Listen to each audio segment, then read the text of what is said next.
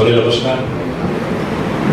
સરીગામની અંદર જે ગઈકાલે રાત્રે અનિચ્છનીય અને અપ્રિય ઘટના જે બની અને ગૌ માતાની હત્યા કરવામાં આવી એ બાબતે જે આપણા સરીગામ ગ્રામ પંચાયતના સહયોગ સદનમાં મીટિંગ રાખવામાં આવી છે, એમાં ઉપસ્થિત આપણા સૌના લોકપ્રિય ધારાસભ્ય શ્રી રમણભાઈ, સરીગામના પ્રથમ નાગરિક આદરણીય સહદેવભાઈ, જિલ્લા પંચાયત સભ્ય અને મારા સાથી દીપકભાઈ, નવા વરાયેલા પીએસઆઈ શ્રી સરીગામના સુવાંગિયા સાહેબ, વેપારી એસોસિએશનના પ્રમુખ કમલેશભાઈ, મારા સાથી જિલ્લા મુસ્લિમ પરિષદના પ્રમુખ પિયુષભાઈ, પત્રકારશ્રીઓ, અત્રે ઉપસ્થિત આપણા મયુરસિંહ પરમાર સાહેબ એએસઆઈ, ઉપસ્થિત તમામ સન્માનીય ગ્રામજનો, વેપારી ભાઈઓ, યુવા દોસ્તો, સૌથી પહેલા તો આ ઘટનાની આપણે જેટલી ટીકા કરીએ, જેટલી નિંદા કરીએ ઓછી છે.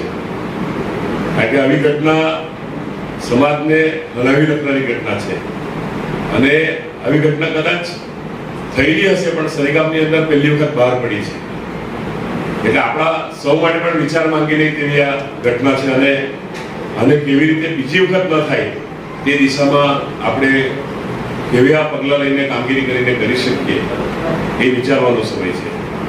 અને ખાસ કરીને ગૌરક્ષક દળ જે છે, ઉમેશભાઈ, કમલેશભાઈ, લાલાભાઈ અને આખી એમની ટીમ આખા વર્ષ દરમિયાન દિવસ રાત દાળ તડકો વરસાદ જોયા વગર રાતના 12 વાગે પણ કોઈ ગાય, કોઈ બળદ, કોઈ પશુ ફસેલું હોય ત્યારે બધાના સહકારથી એ લોકો જે સેવા કરે છે એ અદ્ભુત સેવા છે.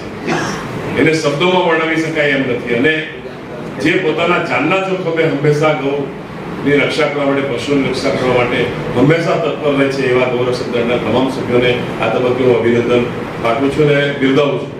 ગઈકાલે પણ રાત્રે પોતાના જાનના જોખમે એમણે આ ઘટના પાસે પહોંચીને પોલીસને જાણ કરીને આ ઘટનાની જાણ વધારે થાય અને પોલીસ એના પર એક્શન લે, એફઆઈઆર કરે એવી કામગીરી કરી એ અભિનંદનને પાત્ર છે. ખાસ કરીને આવી ઘટનાથી શું થાય, અપ્રિય ઘટના થાય અને આપણું વાતાવરણ બગાડવાની કોશિશ થાય. જ્યારે સરીગામ છે તે બધા હળીમળીને એકબીજાના સાથ સહકારથી ભાઈચારામાં આપણે સૌ કામ કરીએ છીએ. બધા જ પ્રસંગોની અંદર બધા જ કોમના લોકો, બધા જ જાતિ અને ધર્મના લોકો એકબીજાને સાથ સહકાર આપીને હંમેશા આપણે આગળ વધીએ છીએ. અને આવી ઘટનાને કીધું તે કદાચ બંધ બારણે થઈ હશે, કદાચ આપણને ખબર નહીં પડી હશે એવું, પણ આ પહેલી ઘટના આવી છે. એટલે આપણે જોઈએ છે કે દરેક 4 રસ્તા પર ઢોરનો જમાવડો હોય, રાતના ઇન્જેક્શન મારીને ઢોરને લઈ જતા હોય, આવી અનેક ઘટના આપણે જોઈએ છીએ. દર વર્ષની આ કોમન પ્રેક્ટિસ છે. અને પશુપાલકોને પણ પોલીસ તંત્ર દ્વારા, સરકારી તંત્ર દ્વારા ખાસ કડક સૂચના કરવામાં આવે કે પશુપાલકો પણ પોતાના પશુઓને પોતાના ઘરે રાખે. કારણ શું છે કે પશુપાલકોને જરૂર હોય ને ત્યાર સુધી દૂધ આપે, ત્યાર સુધી પોતાની પાસે રાખે, પછી છોડી દે. આ સૌથી મોટી આપણી પીડા છે. અને ઘણા સંજોગોમાં તો જોયું છે કે ગાય બચ્ચું આપવાની હોય છતાં પણ એને છોડી મૂકે અને બચ્ચું પણ રોડ પર થાય અને ગાયની જે પ્રસવ થઈ ગયો એટલે સાથે જે બિચારું બચ્ચું પણ ફરિયાદ કરતું હોય. આવો દુઃખદાયક છે. અને એ પશુપાલક મોસ્ટલી આપણે જોવા જઈએ તો આપણા ગામના જ હોય જે પશુઓ છોડી મૂકતા હોય. આવી ઘટના પણ નહીં થવી જોઈએ કે ગાય કાપવાવાળા તો સૌથી મોટા ગુનેગાર છે.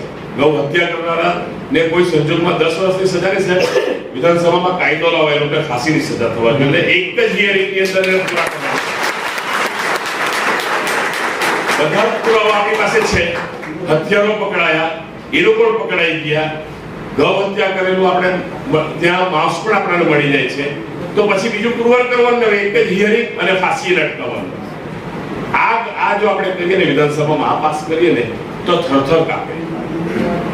જેમ આતંકવાદીને પણ છે ને આપણે લાવીને આપણે સરકારી મહેમાન બનાવીએ ને જરૂરી નહીં મળે, 2 વાર ને 2 પગ કાપી નાખવાને, જીભ કાપી નાખવાને, છૂટો મૂકી દેવાનો. એક્ઝામ્પલ સેટ કરો.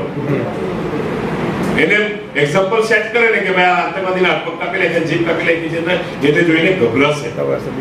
અસામાજિક તત્વો, ગેરકાયદેસર પ્રવૃત્તિ કરનારા લોકોને શાંત ઠેકાણે લાવવા માટે આ પ્રમાણેના પગલાં લેવા પડશે. અને ખાસ કરીને ઉમેશભાઈ, તમે જ્યારે આ ઘટનાઓ કવરેજ કરો ને જ્યારે જાઓ છો ત્યારે તમારી પણ સલામતીની વ્યવસ્થા કરો. કારણ કે સામે તો દરદર હથિયારો હોય, તમને સૌને કોઈ ડેમેજ કરે, તમારી જાન પણ જઈ શકે. અને અગાઉથી પોલીસને વિશ્વાસમાં લો પોલીસને જાણ કરો કે આવી એક રેકી અમે કરીએ છીએ, અમે જાણ કરીએ તેના 10-15 મિનિટમાં આપ ત્યાં પહોંચી જાઓ, જેથી તમારું પણ નુકસાન નહીં થાય અને રંગે હાથ ગૌ હત્યા કરનારા, ખૂન કરનારા લોકોને પકડી શકાય. બાકી સરકારમાં રમણભાઈ છે જ હરહંમેશ કામ કરતા આવેલા છે. બધા જ આગેવાનો આ બધી ઘટનાઓથી વ્યથિત અને દુઃખ વધારે જ છે. તો ત્યારે હળીમળીને આનો કાયમી ઉકેલ થાય અને આવો દંડનીય કાર્યવાહી કરનારા લોકોને આકરી સજા થાય એ દિશામાં સરીગામ અને સરીગામના તમામ ગ્રામજનો કટિબદ્ધ છે. એમાં કોઈ શંકાનું સ્થાન નથી. અને આ ગૌ હત્યા કરનારા લોકો જો સરીગામમાં રહેતા હોય અને એનું મકાન હશે ને તો 24 કલાકની અંદર એને નોટિસ સરીગામ ગ્રામ પંચાયત તરફથી આપવામાં આવશે અને જે કાર્યવાહી કરવાની બુલડોઝર કે જેસીબી ફેરવવાની વાત આવે ને તો એ અચકાવવાના નથી. કારણ કે સરીગામમાં કોઈ પણ ગેરકાયદેસર પ્રવૃત્તિ કરનારા, રાષ્ટ્રના વિરોધમાં કામ કરનારા, ગૌ હત્યા કરનારા ગુનેગારને માટે સરીગામમાં કોઈ સ્થાન નથી. અમે બધા જ દીપકભાઈ ને અમે બધા જ હારૂનભાઈ ને અમારા બધા જ રિજવાનભાઈ ને અહીંયા આ બધા જ બેઠા છે, અમારા તાહેરભાઈ, આ પિયુષભાઈ પણ સરીગામના છે, અમારા ઉપેન્દ્રભાઈ અને અમિતભાઈ, બધા જ અમે હળી મળીને સરીગામને ચલાવીએ છીએ. અમે બધા જ વેપારી ભાઈઓ સરીગામને તમામ જનતાઓ એકબીજાના સુખ દુઃખના પ્રસંગોમાં સામેલ થઈએ છીએ. તો સરીગામનું વાતાવરણ દોડવાની કોઈ કોશિશ કરશે તો તેની સામે આકરા પગલાં લેવા માટે પણ સરીગામ પંચાયત તૈયાર છે.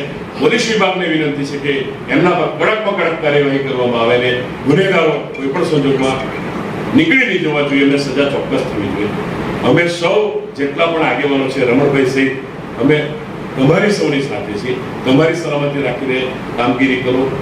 જેમને પાંજરાપોળ માટે પણ રમણભાઈ કીધું કે વિચારણા હેઠળ સરકારના ચોક્કસ ટૂંક સમયની અંદર જે જગ્યા પણ ફાળવવામાં આવે અને બધા સાથે મળીને સરીગામ માટે કામ કરીએ, ગૌરક્ષા માટે કામ કરીએ એવી સૌના પાસે અભ્યર્થના. સોનો આભાર. ભારત માતા.